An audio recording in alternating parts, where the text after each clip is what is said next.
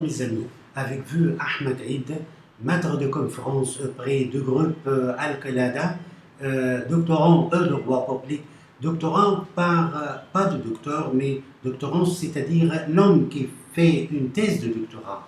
Le doctorat de droit public, je suis écrivain au journal Al-Qalada et conseiller juridique auprès le même groupe. On doit traiter aujourd'hui le sujet de l'organisation de services publics. On a déjà traité la notion de service public, l'évolution de service public et les difficultés empêchent le service public jusqu'à l'actuelle conception, l'actuelle forme de service public aujourd'hui.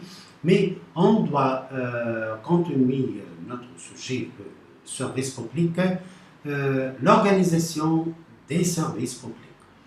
Le mode classique d'organisation du service public, c'est très important d'étudier le mode classique. Le mode classique, c'est la partie historique du service public, notamment l'organisation du service public. النهارده إن شاء الكريم هنكمل مع بعض موضوع تنظيم المرفق العام، وبنقول إن في طريقتين لتنظيم المرفق العام. Les modes classiques d'organisation des services publics, c'est-à-dire la régie, la construction du service public. La régie. Le service public est régi en régie lorsque la gestion est assurée par la collectivité publique qui a la responsabilité de ce service. Cette gestion peut prendre trois formes. ده نظام الريجي. قال ان هو نظام الريجي، بس ده غير حاجه اسمها ميزان ريجي، ده حاجه تانية خالص في العقود الاداريه باذن الله هنتناولها، ودي احد الجزاءات الضاغطه اللي بتبشرها جهه الاداره على المتعاقد معها، وهو الميزان ريجي.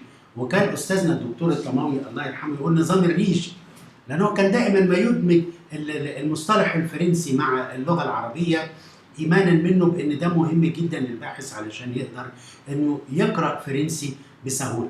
انما الريجي à l'égard de l'organisation du service public, c'est une autre chose.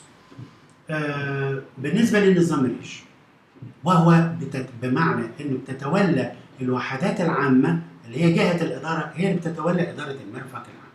Le service public, un service public est régi en général lorsque sa gestion est assurée par la collectivité publique qui a la responsabilité de ce service. Cette gestion peut prendre trois formes, c'est-à-dire la mode de régie prendre trois formes.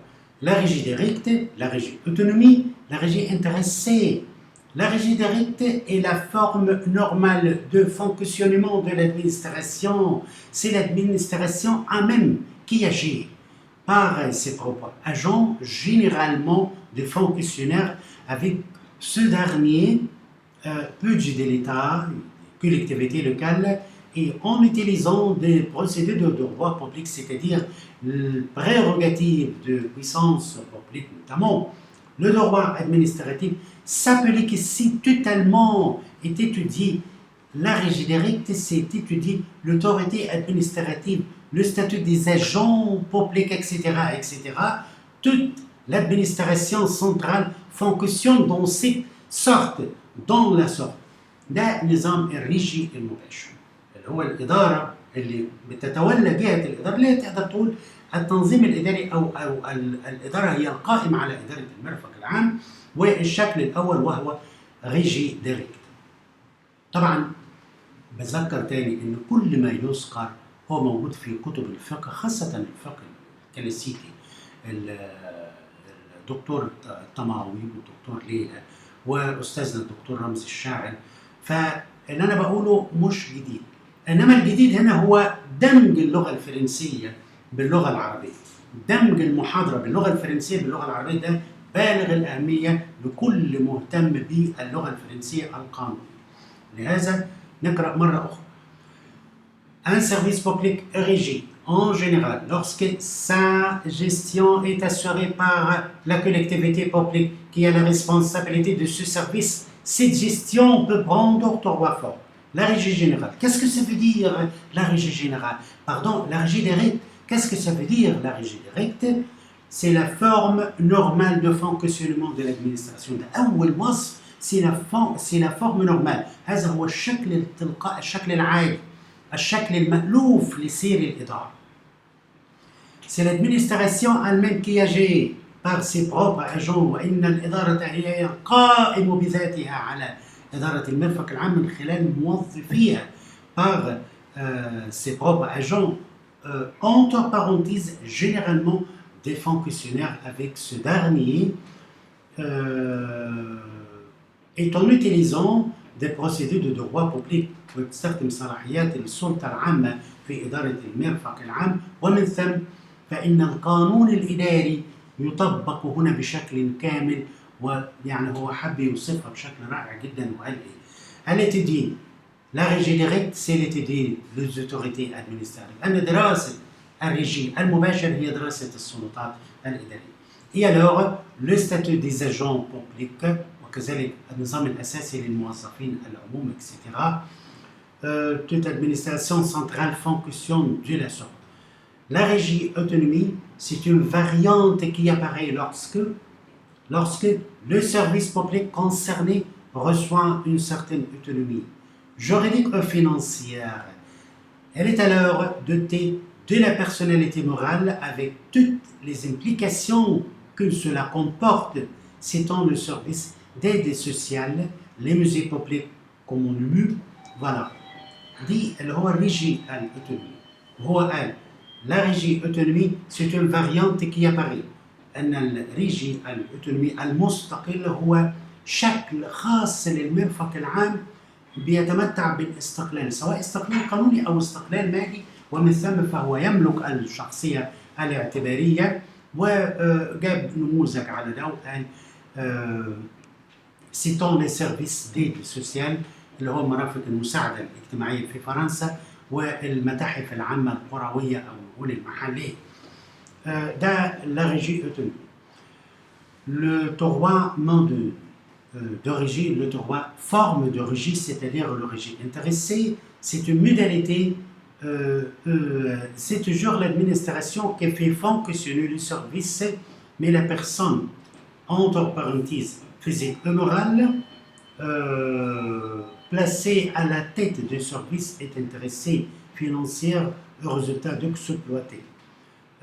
وهنا بيتكلم عن الشكل الآخر وقال إن السلطة العامة بتضع شخص على رأس هذا المرفق وبيتولى إدارة هذا المرفق، وبيقول إنه قريب جدا من نظام الامتياز اللي هي عقود الالتزام أو امتياز المرفق العام، حتى إنه ذكر عبارة قال il est difficile de distinguer l'une et l'autre, c'est-à-dire la régie intéressée et la concession. ده الشكل الأول لإدارة المرفق العام وهو نظام الريجي. الشكل الثاني وهو لا كونسيسيون دو سيرفيس بوبليك اللي هو امتياز المرفق العام. طيب ما هو الامتياز؟ زي امتياز قناة السويس كده، الرئيس جمال عبد الناصر أنهى امتياز قناة السويس وأعلن لا ناسيوناليزاسيون تأميم شركة لا سوسيتي دو كانال دو سيز، تأميم شركة قناة السويس. كذلك الحال هذا هو عقد الامتياز. امتياز المرفق العام لا كونسيسيون دو سيرفيس بوبليك. نقرأ مع بعض النص الفرنسي بيقول إيه وبيعرفوا إزاي. La concession c'est une convention par laquelle l'administration charge une personne physique et morale d'assurer le fonctionnement du service public. هو ده الامتياز. هذا هو عقد بموجبه تلقي الدولة أو تكلف الدولة شخص، سواء كان شخص طبيعي أو شخص معنوي، بالتسيير المرفق العام. La concession c'est une convention par laquelle l'administration charge une personne physique et morale d'assurer le fonctionnement du service public, bien que ce soit un acte contractuel. L'étude de la concession se rattache aussi à la théorie générale du service public car son but est la gestion d'un service public. وبيقول إنه على الرغم من أن الكونسيسيون الامتياز هو عقد، ان اكت كونتراكتويل هو تصرف عقدي، هو تصرف عقدي صادر من جهة الإدارة، هو عقد، إلا أن دراسة الامتياز لصيقة بإدارة المرفق العام بالنظرية العامة للمرافق العامة، لأنه في النهاية عقد موضوعه إيه؟ Quel est l'objet de ce contrat? La gestion du service public. هذا هو موضوع هذا العقد، إدارة المرفق العام. يبقى عرفنا الكونسيسيون ودي le deuxième mode d'organisation de service public. هذه الطريقة الثانية لإدارة المرفق العام. La concession, qu'est-ce que ça veut dire la concession? C'est-à-dire la définition de concession. La concession, c'est une convention par laquelle l'administration charge une personne physique et morale d'assurer le fonctionnement du service public. Merci pour votre attention et à la prochaine cours. أشكركم على حسن الاستماع، وإلى اللقاء في المحاضرة القادمة بإذن الله.